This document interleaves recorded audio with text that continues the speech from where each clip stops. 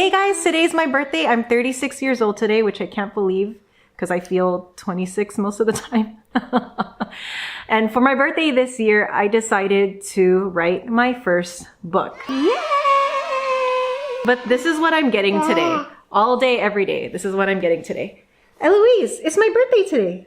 No, it's my birthday. No, it's my birthday today. It's my birthday. It's my birthday today. It's not my birthday today.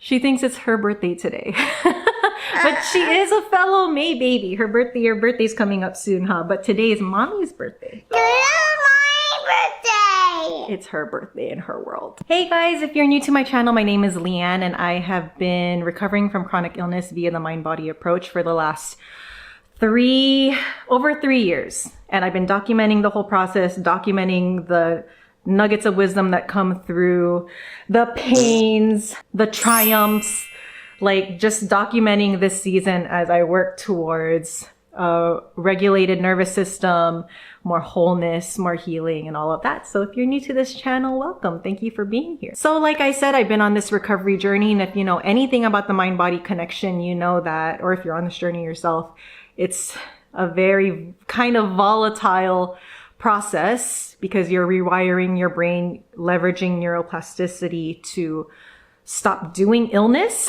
Your allostatic load got too full and it's now your brain is switched on to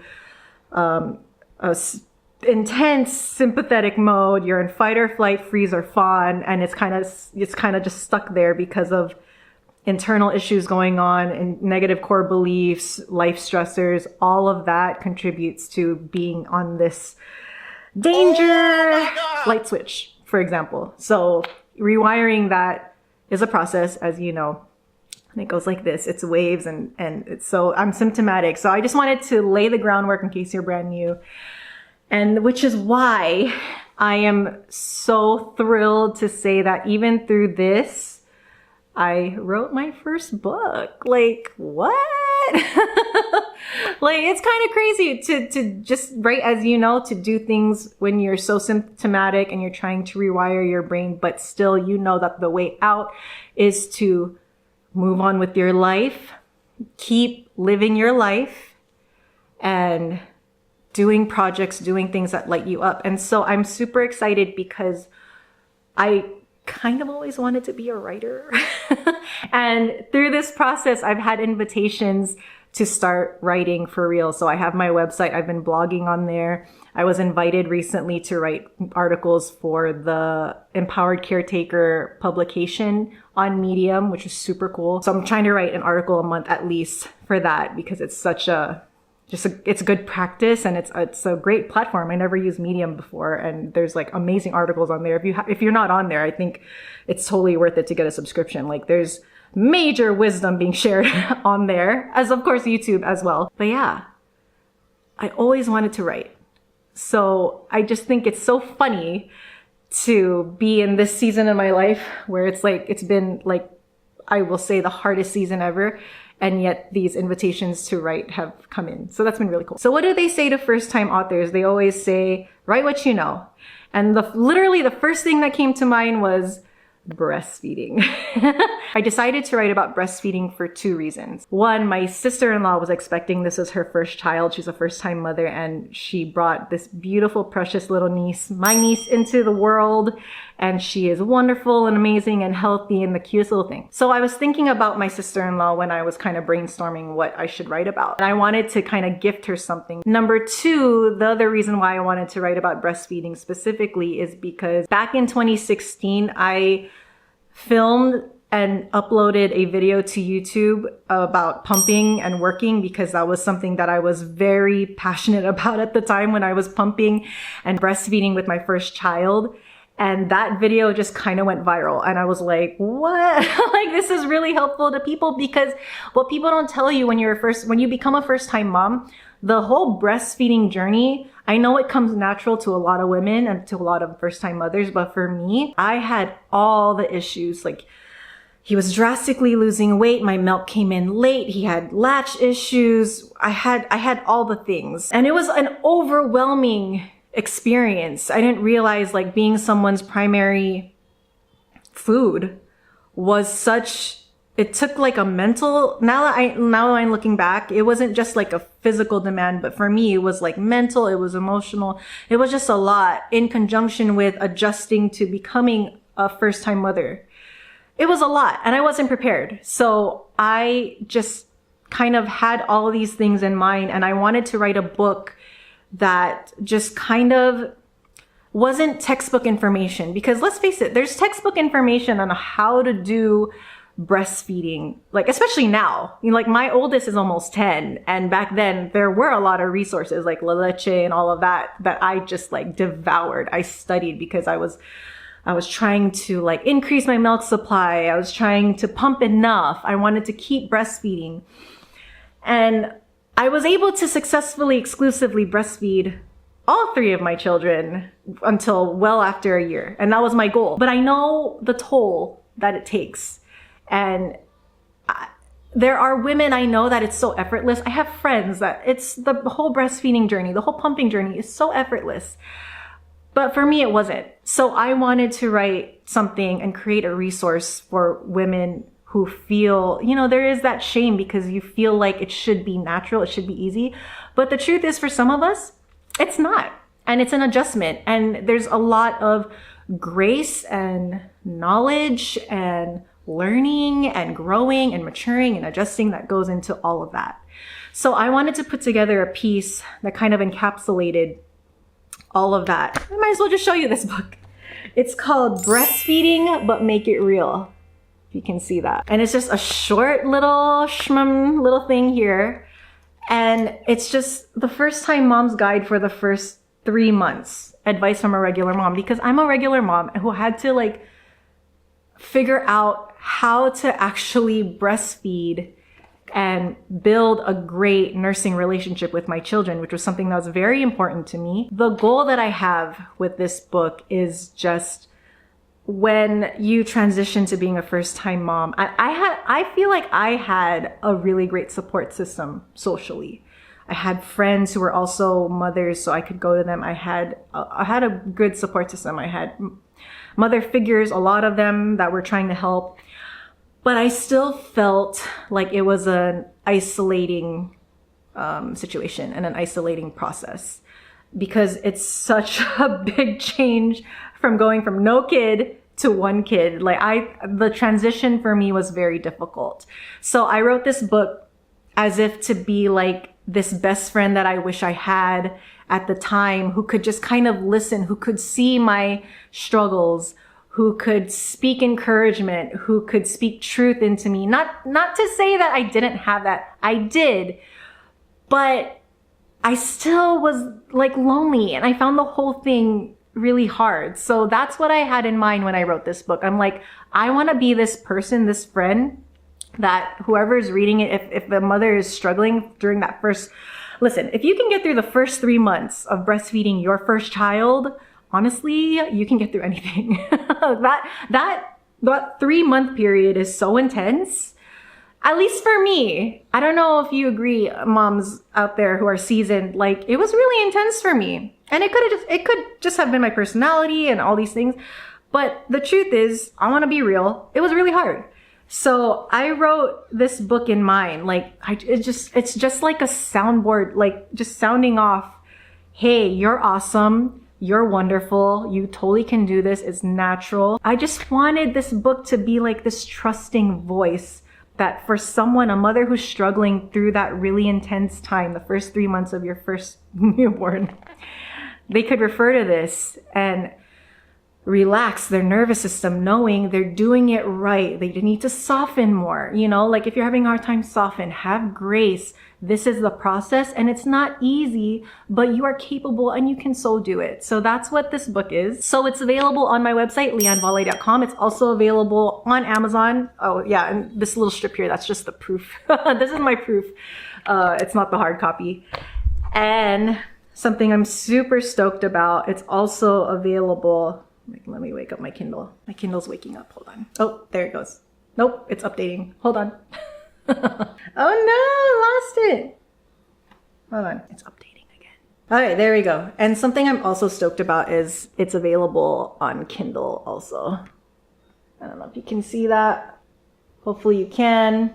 It's blurry, but it's also on there as well. I know this is one book and it's a tiny book and it's just like a special project that I have, but it is a bucket list goal and I'm super proud that I was able to do it while symptomatic. Honestly, anything you can do while symptomatic, while you're rewiring your brain, while you're in this process of rewiring your nervous system back to homeostasis. You gotta pat yourself on the back for that. So I hope you guys can check it out.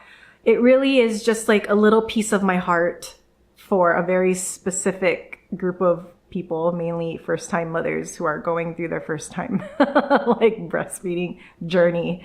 So it's super niche, but I hope you can pass it along. I hope you can read it, get some value from it, because that's all I care about. I just want to be that person that I wish I had that can say, you are doing it right. Trust yourself. Your baby just wants you. You are enough for your baby. You can do it. All the good things. So I wanted to end this book by reading the first excerpt, like the excerpt from the first part of the book. And this is called Welcome to the Wildest Ride of Your Life. Hey, first-time mom, I see you. You might be reading this on maternity leave, caught in that strange limbo where the days stretch long and yet the clock ticks louder with each passing moment. Maybe you're feeling a little stir-crazy, waiting for your baby to arrive. Or perhaps you're still at work, throwing yourself into every task you can find to avoid thinking about the enormous change headed your way. Maybe you're excited, buzzing with anticipation about meeting your baby face to face. Or maybe you're terrified, unsure of when it will happen, how it will happen, or what will happen. And if you're anything like me, it's probably a chaotic cocktail of all of the above. Whatever you're feeling right now, I want you to pause for a moment, take a deep breath, and hear this. You are about to embark on one of the most transformative journeys of your life. You're not just about to give birth. You're about to become. You're becoming a mother, a caretaker, and let's be real for a second, the primary source of food and nourishment for a tiny human being. It's not for the faint of heart. This path you're stepping into is messy and magical, painful and profound. But I need you to know this. You were made for this. Get excited, mama. Yes, you might also feel terrified, overwhelmed, and completely out of your depth. But under all of that, I promise there's so much to be excited about. This journey will push you to your emotional, physical, and mental limits. It will challenge you, stretch you, and crack you wide open in ways you didn't know were possible. And through it all, you'll discover strength, resilience, and wisdom that have been quietly waiting inside you, ready to bloom when you need them most. Now, I'm not going to sugarcoat it. There will be moments that feel impossible. Days when you'll wonder how on earth you're going to make it through. Nights when sleep is a distant memory and exhaustion feels like it's won. But even in those moments, I want you to remember, you are capable of handling what's coming. You are stronger than you think. And this journey, as messy and imperfect as it will be, is going to change your life in ways you can't even imagine. So then I walk through the book. I go month by month by month. Not necessarily what to expect. There's a little bit of that, but just like a pep talk. Like, hey, month 1, this is what you need to know. Month 2, this is what you need to know. Month 3, this is what you need to know. I'm like, it's meant to be like a coach or a guide. So that is how I'm celebrating my 36th year of life on this planet, on this beautiful planet. And I don't even want to do anything today. My sister was asking, so how are you going to celebrate? And I'm just at this point where I'm like, I literally celebrate every day because, right, if you're on this healing recovery journey, you learn to you're just filled with gratitude. You're so thankful for your life. It is like your birthday every single day. So I was telling my sister, I don't need to do anything today. Like, I don't need to eat out. I'm really grateful for, as tough as this journey has been to grow and refine and rewire your brain and heal traumas and all this stuff, as tough as it's been, I see the fruit. I see the growth. I see how much internally I've changed. Like the biggest thing, I wrote about this in one of the articles on Medium. My mom rage is gone. I had incredible mom rage. I could not control this rage and anger that my kids would just trigger. It wasn't their fault. They're just being kids. But I had like anything would set me off. And I can't believe I'm saying this, but the mom rage is gone. I don't feel my blood boiling anymore. So that's been wild to me.